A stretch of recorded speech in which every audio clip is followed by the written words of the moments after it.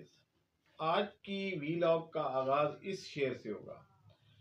निशान जमाने में यही है जिंदा कौमों का, सुबह शाम बदलती हैं इनकी तकदीरें।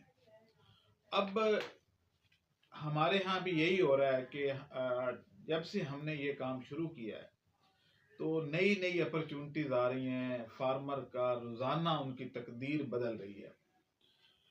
आज हमारे कंटेनर जो हैं वो एक्सपोर्ट हो रहे हैं फिश के, और एक और साहब हैं जिन्होंने ये ऑफर दी है कि चीचा वतनी में आप मेरी जगह पे जो टैंक लगाएंगे उनकी एक्सपोर्ट का जिम्मा मेरा है।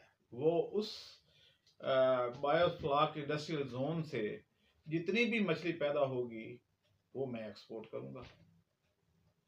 ये साहब जो है वो चीचा वतनी में है, और इन्होंने एक और ऑफर भी दी है कि सिर्फ जो लेबर और बिजली और ये वो जो कंसल्टेंसी है या वो चीज़ें सिर्फ आप पे करें तो जगह का रेंट नहीं लूँगा, 1 साल के लिए फ्री जगह दूंगा। तो अब ये काफ़ी बड़ी ऑफर है कि वो किराया 1 साल के लिए वो जोन जो है वो टैक्स एग्जेम्प्टेड, किराया एग्जेम्प्टेड होगा। तो बाकी बिजली चार दीवारी और बाकी सारी चीज़ें वहाँ मौजूद हैं, और लोकेशन भी ज़बरदस्त है। तो वो लोग जो मेरे से राब्ते में थे जो कहते थे जी कि आप मुल्तान में, विहाड़ी में, साहिवाल में या बूरेवाला में या मेलसी, आरिफ वाला, इन एरिया में कोई बायोफ्लॉक जोन बना रहे हैं। तो पहले तो मेरे पास कोई इस तरह की ऑप्शन नहीं आ रही थी, लेकिन ये साहब ऐसे हैं जो खुद फिश के एक्सपोर्टर हैं, और इन्होंने फिलहाल यानी ये ऑफर दिया कि 50,000 kg पर मंथ मुझे मछली चाहिए। अब इसका एक और फायदा मुझे ये हुआ है कि इनको छोटे साइज की मछली चाहिए। फॉर एग्जाम्पल कोई 500 ग्राम की, 400 ग्राम की, 600 ग्राम की और किलो की। हमारे अक्सर लोगों के पास जो के बायोफ्लॉक टैंक हैं उनमें मछली का वजन यानी जब तक उनको फर्स्ट करें पंगेशियस है तो 8 महीने ना गुजर जाएं उनका 1 किलो वजन नहीं होता। सिर्फ क्लेरियस है जो जल्दी वजन करती है, और बाकी जो है वो स्लो ग्रोइंग है। अब तलापिया भी जो है वो 400 से 500 ग्राम तक पहुंचती है पूरे साल में, तो उनकी मार्केट करना मुश्किल हो जाता था।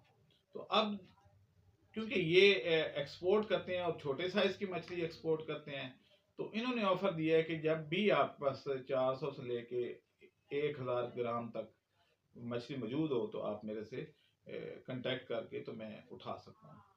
अब ये जो बायोफ्लॉक इंडस्ट्रियल जोन चीचा वतनी है ये अब टॉप पे आ गया है, यानी यहाँ पे एक्सपोर्टर भी पहले से मौजूद है, चार दीवारें भी पहले से मौजूद है, बिजली का कनेक्शन भी पहले से मौजूद है। सिर्फ हमने टेक्निकल बंदे रखने हैं और इसको शुरू कर देना। ये दूसरों से चीप इसलिए है कि इसमें पहले 1 साल के लिए किराया शामिल नहीं है, ये किराए के बगैर है, फ्री में आपको ये जगह ऑफर हो रही है। तो तकदीर तो आहिस्ता आहिस्ता बदल रही है। लोग, एक साहब और हैं जो इटली में हैं, उन्होंने मेरी नीम वाली जो पिछली वीडियो थी वो देखी, तो उन्होंने मुझे मैसेज किया है कि जी मेरी जगह है मिठा टिवाना,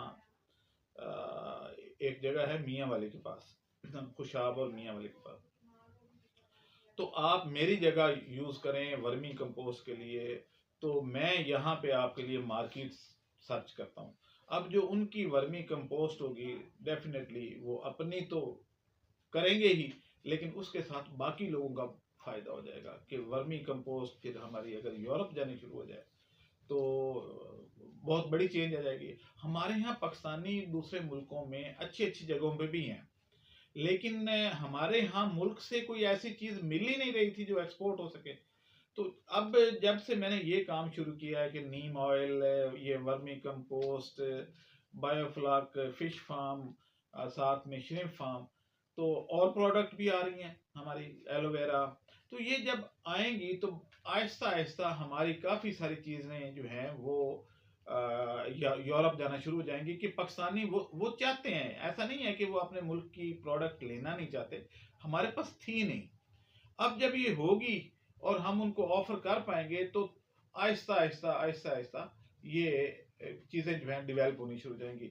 और हमारे यहाँ मुल्क में भी फार्मर को भला होना शुरू हो जाएगा कि उनको एक वैरायटी मिल जाएगी, ना कि वो गन्ने पे ही लगे नहीं जी गन्ना उगाना है और मिलों को दे देना है, बाद में पैसे पता नहीं मिलने हैं या नहीं मिलने हैं। ये तो आपको पता ही है कि जैसे वो जलील करके देते हैं तो वो सबको पता है।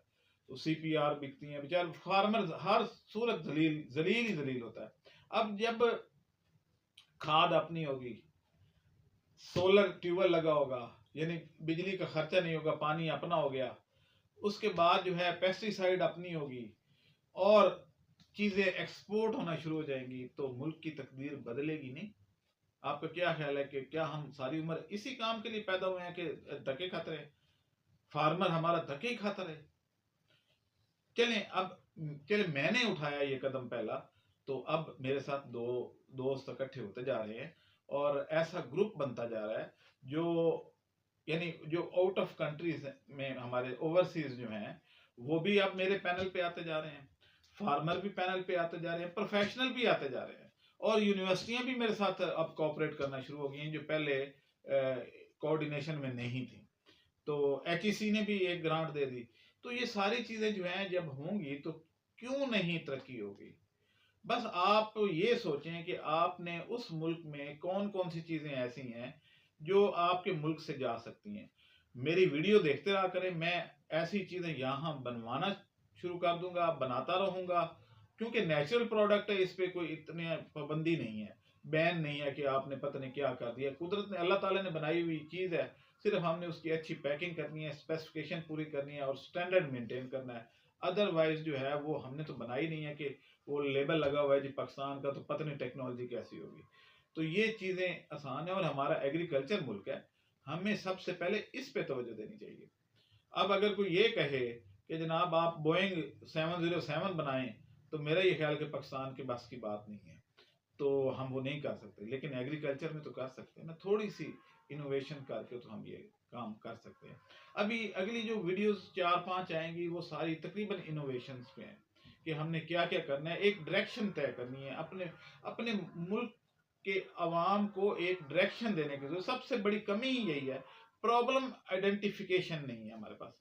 यानी रेवड़ की तरह फिर रहे हैं, कोई इदारे भी कोई तामुन नहीं करते, वो तनख्वाहें ले रहे हैं, बस सुबह आते हैं शाम तक चाय पीते हैं और उठ के घर चले जाते हैं कि जी तनख्वाह तो मिल रही है। इसीलिए सरकारी नौकरी हर बंदा करना चाहता है कि मुफ्त में तनख्वाह है, बाकी साथ में वो कोई कारोबार करता है, लेकिन सरकारी नौकरी। तो अब सरकारी नौकरी जब इस तरीके से की जाएगी तो फिर कौन सी रिसर्च होनी है और क्या होना है, वो तो सिर्फ तनख्वाह के लिए होगी। तो अब ये है कि जब से मैंने उनको थोड़ा सा मोटिवेट किया तो कुछ फर्क आना शुरू हो गया है, और इंशाल्लाह आगे काफ़ी सारे प्रोडक्ट्स ऐसे आ रहे हैं जो मैं आपसे डिस्कस करूंगा जो हर बंदा कर सकता है। मसलन वर्मी कंपोस्ट कौन सा बंदा ऐसा है जो नहीं कर सकता? ये नीम ऑयल कौन सा बंदा ऐसा है जिसके इर्द गिर्द नीम के दरख्त नहीं है और उसका तेल नहीं बना सकता, उसका सफूफ या पाउडर नहीं बना सकता? बायोफ्लॉक फिश फार्मिंग भी इसी तरीके से आसान और सादा काम है, वो भी हर बंदा कर सकता है। एलोवेरा जेल, यानी हमारे यहाँ कवार गंदल तकरीबन हर घर में, वो भी गांव में हर जगह लगी हुई है, सिर्फ वैरायटी सिलेक्ट करनी है कि जो ज़्यादा जिसमें से जेल निकले और जिसकी एक्सपोर्ट जो वैल्यू है वो ज़्यादा हो, तो वो क्रॉप्स भी अब अवेलेबल हैं। तो ये चीज़ें हमें करनी है और इंशाल्लाह जल्द ही हम इस पे करेंगे। लेकिन अगली जो चीज़ें हैं, कुछ डेयरी और पोल्ट्री सेक्टर क्राइसिस में है, उनका क्या सोल्यूशन है ये मेरा नहीं ख्याल कि कोई और बंदा बता रहा हो। बाकी तो सारे यही कह रहे हैं कि एनडी की वैक्सीन ऐसे लगानी है, यानी जो हमारे डॉक्टर भी हैं वो इसी बात पे सारी वीडियो बना छोड़ते हैं कि एनडी की फलां कंपनी की वैक्सीन लगाएं, फलां, यानी किसी और कंपनी आउट ऑफ कंट्री जो बन रही है वो इंपोर्ट करके इधर लगनी है। तो चलें वैक्सीन ही बना लें। आल्दो कि पाकिस्तान में एनडी की वैक्सीन बनती है, लेकिन बाकी जो मेरेक्स है और इन बीमारियों की वैक्सीन बाहर से इंपोर्ट करनी पड़ती है। चलें आप उसमें कोई जिद्दत लेके आए, कोई इस तरह का काम करें। चलें खैर, मैं तो अपना फर्ज पूरा कर रहा हूँ और लगा हुआ हूँ इस काम पे, लेकिन आप भी ये करें और मेरे साथ राब्ते में आएँ और मिल के एफर्ट करें, इंशाल्लाह चेंज आ जाएगी। आप मुझे इजाज़त दें। अल्लाह हाफ़िज़। चैनल को सब्सक्राइब करें और साथ में बेल आइकन को भी दबा दें ताकि हमारी हर नई आने वाली वीडियो आप तक बआसानी पहुंच सके।